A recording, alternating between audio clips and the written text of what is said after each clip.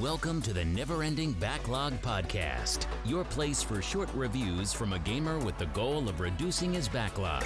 From adventures to sandboxes, join our host as we walk through a collection of unplayed treasures. Now, let's take a look at the featured game of this episode of the Never Ending Backlog.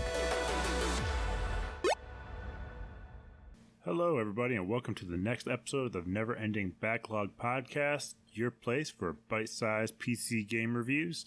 I'm your host, Zach, and today we're going to be reviewing Daikatana, which is a old kind of classic, quick Wolfenstein Doom shooter made by John Romero.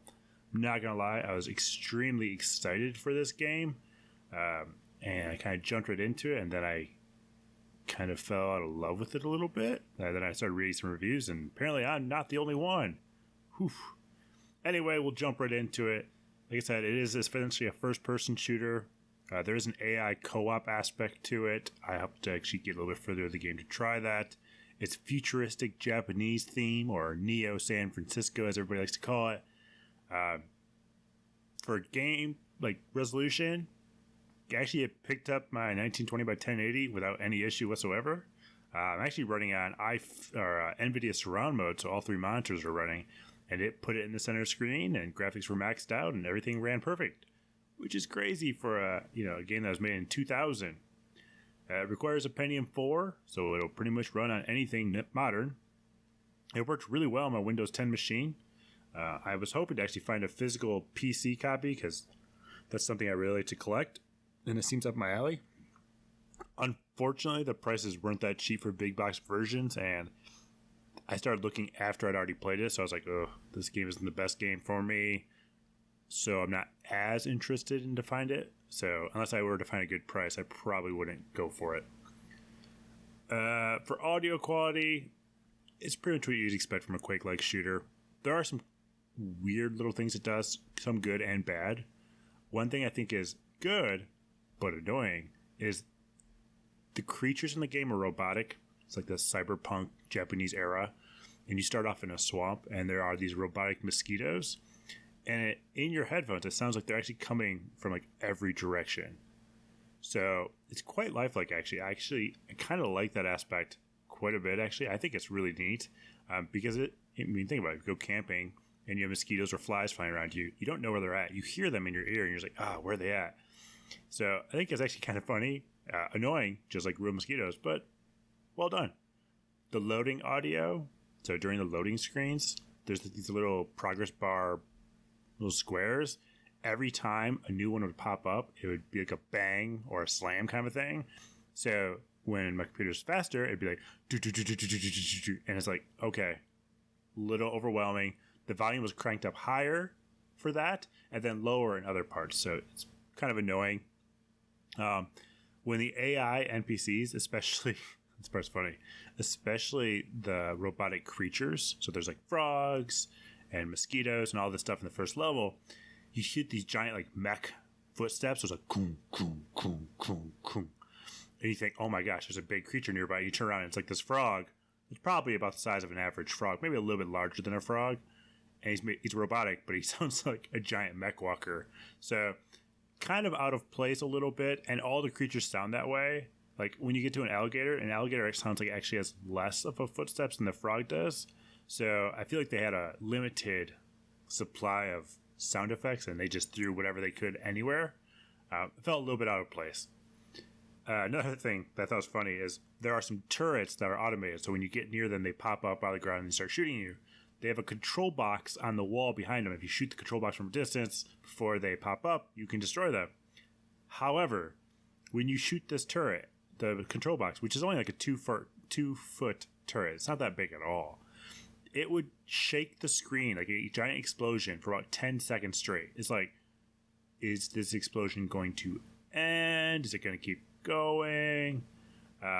So it's really just really weird. They seemed like they're trying to boost everything up and make everything seem so much more imposing, but they didn't scale the assets to be imposing. So it's like, this frog could be scary. I mean, you could have like a 10-foot frog. Whoa, that'd be crazy. But no, it's like a 6-inch frog sounding like a giant mech. So I think that part's kind of funky a little bit. Another obnoxious audio quality is there's a first like weapon that you get other than your fists. It's called the ion gun, and it's just a normal like laser blaster rifle kind of thing. The downside is it has a humming sound to it when it's equipped. So it's like which is incredibly obnoxious when you're just trying to play the game, because it does overlap a lot of the audio in the game. So oftentimes I'd switch to my fist, and then last minute when I needed to kill something, I'd switch to the ion cannon, shoot him from a range, and then switch back to my fist because it was terrible. For gameplay, controls were pretty much normal. WSAD, space equals jump. I will say though, many times in the game, my mouse sensitivity would jump extremely high and then go back to normal, which is an odd experience. And I don't know if it has maybe a compatibility issue with my mouse. Could be, or it could just be the way the game was developed. Who knows?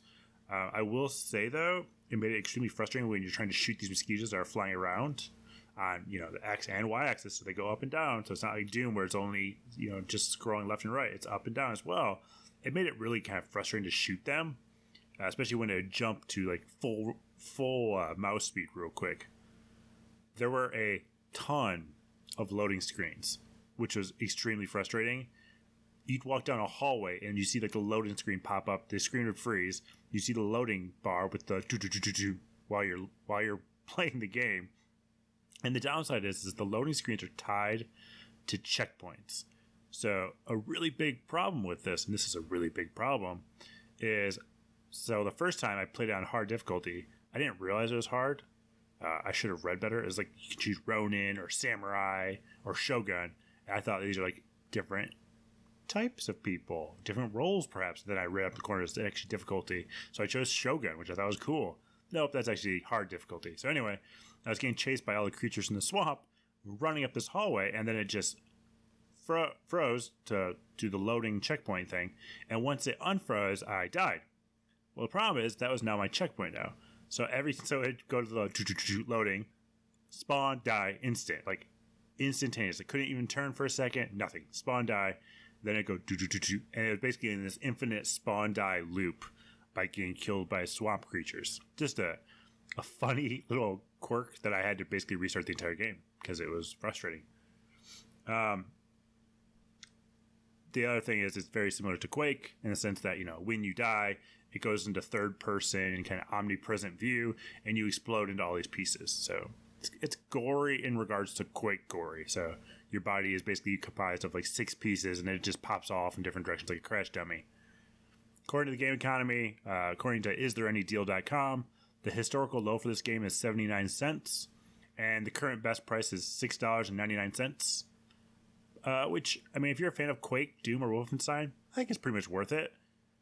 The game had a ton of problems with the release. I've read multiple reviews from groups like Eurogamer and other bloggers that basically said that this game was over-marketed, overhyped, and since it was kind of tied to John Romero, who was part of Doom, Wolfenstein 3D, Quake, all these bestsellers at that time, it had really high expectations. And as a new studio, Ion Storm didn't really have a lot of negative things against them, so obviously it boosted them up a little bit, but they just didn't deliver.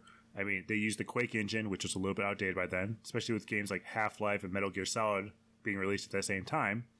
But, that being said, there are a few cool things I like about it. I like the theme. I think futuristic Japanese is always a solid design. I want to see more of the AI co-op stuff. I haven't gotten far into the game, but I think it's a pretty cool aspect. And then also in the starting world, the swamps, there are these robotic alligators I kind of mentioned a little bit. And there's this thick sludge, radioactive water in the swamp. And it's green, kind of matrixy, and really bubbly and thick. But you can see these outlines every once in a great while. And they're very minimal. Like, they're hard to see. But you'll see them, and then the alligators will pop out, which I think that's cool, actually. Like, I think it's well done. They don't give away too much where it's not like this giant black shadow walking under the water. It's very minimal. Very similar to how it would be in real life. It's like, ooh, you don't really see them until the very last second, and you're like, oh no. Plus, the frogs and stuff can go underwater as well. So you don't know, like, is it a gator? Is it a frog? What is it going to be?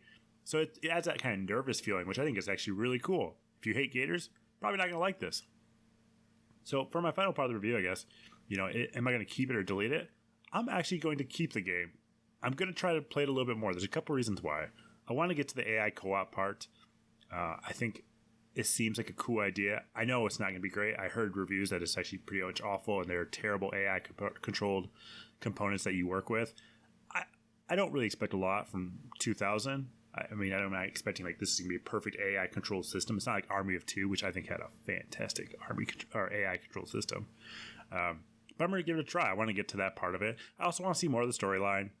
I'm not a huge Quake I'm not really a huge Quake fan. I liked Wolfenstein Doom more, without a doubt. Quake was just never my batch. I kind of got into gaming a little bit later for those games. I kind of skipped that era, actually. I started off in Doom on shareware, jumping directly to Battlefield 2. And I can tell you the stories about why that is later. But I also want to try a LAN mode, so I can actually hook it up to other computers with my friends. I can't do online because it uses GameSpy, even though it is hosted through Steam. Or there's just no servers, I guess. But I think I would like to try it on LAN. I played a multiplayer mode by myself, obviously. Sad moment. But it was neat. I mean, it was just a normal team deathmatch Quake style game, but it had Japanese weapons like samurai swords and stuff like that. So I think I'll try those out. I think they had shurikens and all that stuff as well. So I'll definitely try it out for that. Overall, I'm going to keep it. It's not a large game. It's pretty small overall. And there's really no reason for me to delete it. I like first-person shooters, and this seems pretty neat to try out. I'm sure I'll be disappointed, or at least in the very sense, I probably won't live up to the expectations of how cool these AI are going to be in my head. I'm setting myself up way high expectations here, unfortunately. But I'll play it for a while. I will likely end up deleting it eventually. It's not going to be like my top 10 games of all time, but I think it's worth just investigating a little bit more. So I will keep this one and try it out more. So that's it for week 1. I did review kind of what's coming up in week 2. There is a lot of games that I have never played, or even types of games I don't play. And I've noticed this, and this podcast is making me realize one thing is I buy a lot of stuff, but I don't buy a lot of stuff that I traditionally play or like, and I don't think that's a bad thing. Daikatana was a cool thing that I'm learning to like, and Back to the Future was neat in the sense that I could look back at the movies and be like, these were really great movies and really great theme, and I kind of want to watch movies again now. So I'm getting really cool things about this. I'm also realizing though, like I said, I buy a lot of stuff, and it's not like themes or templates that I buy. I just buy stuff regarding games just because I want to have all the games, and I think I should be a little bit more selective about games I buy and make sure it at least has a plot that I like. The problem is I have to buy bundles. So even if I buy like physical PC games from eBay, it'll be like, I want 5 out of these 10 games. So now I have 5 games that I don't want, though. The other 5 I do want. And same with like Humble Bundle. It'll be like, I really want this game, and there's a big savings, so why wouldn't I buy this? And it goes to charity, so you feel really good. But there's like 9 games tied to that one game, and you're just like, yeah, I'll probably never play it.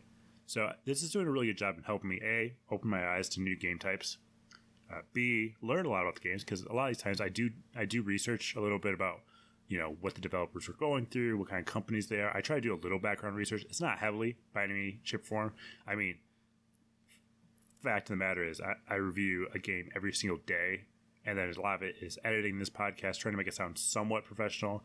I keep stuff like my ums and ahs in place because this is supposed to be conversational. Like, I'm just talking about games. Like, if you were in the room with me, we would talk about video games together, or PC games, if that was your interest, obviously.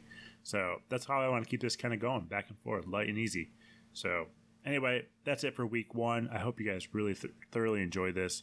I'll be back for week 2. Like I said, I'm not going anywhere. I'm planning on finishing all 1,500 of my backlog games, 1,500 plus games.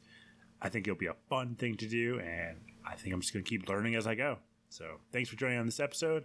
I look forward to seeing you next week.